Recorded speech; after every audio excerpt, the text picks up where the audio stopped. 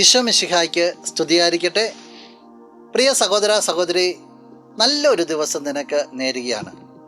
ഈശോ സമർത്ഥമായിട്ട് ഇന്നത്തെ ദിവസം നിന്നെ അനുഗ്രഹിക്കട്ടെ. സ്നാപക യോഹന്നാൻ്റെ ഒരു വചനത്തിലേക്ക് നിന്റെ ശ്രദ്ധ തിരിക്കട്ടെ.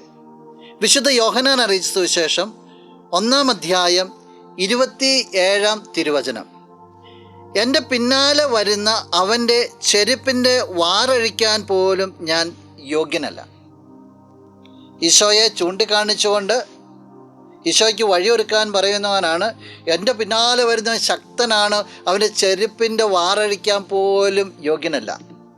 ദൈവത്തെ കൃത്യമായിട്ട് മനസ്സിലാക്കുവാൻ, ഒപ്പം തന്നെയും കൃത്യമായിട്ട് മനസ്സിലാക്കുവാനുള്ള ജ്ഞാനം സ്നാപകനുണ്ടായിരുന്നു. ഇനി നിൻ്റെ ജീവിതത്തിലേക്ക് നീ തിരിഞ്ഞു നോക്കുക. നീ എങ്ങനെ ദൈവത്തെ മനസ്സിലാക്കുന്നു? നീ എങ്ങനെ നിന്നെ തന്നെ മനസ്സിലാക്കുന്നു? ഒന്നേ വേണ്ടൂ, ദൈവത്തിൻ്റെ ജ്ഞാനം നിന്നിലേക്ക് ഇറങ്ങി വരണം.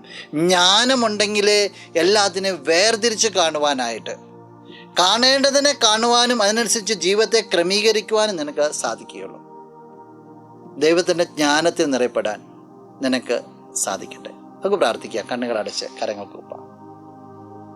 നല്ലവനായ കർത്താവേ, നിന്നെ അങ്ങ് സ്തുതിക്കുന്നു, ആരാധിക്കുന്നു, മഹത്വപ്പെടുത്തുന്നു. നിന്റെ കൃപാവരത്താൽ ഞങ്ങളെ നിറയ്ക്കുന്നവനോർത്ത് പ്രത്യേകമായിട്ട് നന്ദി പറയുകയാണ്.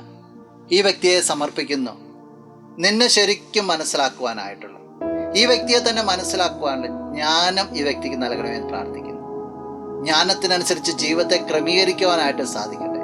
നിന്റെ നാമത്തിലെ വ്യക്തിയുടെ ജീവിതം അനുഗ്രഹമായി മാറട്ടെ, ഇപ്പോഴും എപ്പോഴും എന്നേക്കും. ആമേൻ.